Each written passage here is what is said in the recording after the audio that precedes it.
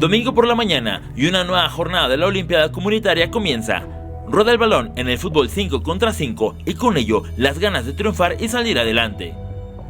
Desde la puesta en marcha de la Olimpiada Comunitaria en la Ciudad de México, niñas, niños, adolescentes y adultos se han integrado para competir en diferentes disciplinas como básquetbol, fútbol, atletismo, boxeo, entre otros, para demostrar que su comunidad es la mejor, pero sobre todo para incentivar a la sociedad en general a la práctica del deporte.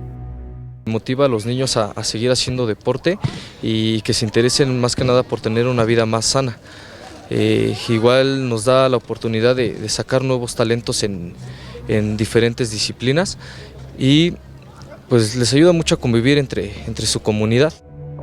Este proyecto ha logrado unir a las alcaldías y al Instituto del Deporte de la Ciudad de México con los capitalinos que buscan la convivencia entre la familia y el deporte.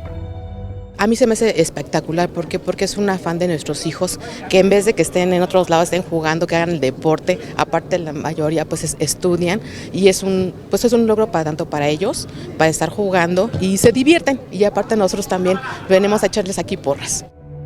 Para Bruno, de 12 años, amante del fútbol y seguidor de las Águilas del América, esto representa una buena idea para evitar distractores que lo alejen del deporte.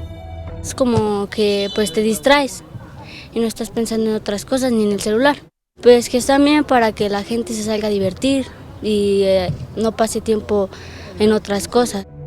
La Olimpiada Comunitaria, en su edición 2019, culminará el próximo mes de noviembre. Tiene el propósito de vincularse con el programa Ponte Pila, que cuenta con 1.900 promotores deportivos distribuidos en las 16 alcaldías encargados de fomentar el deporte y activar a cerca de 500,000 personas en la Ciudad de México.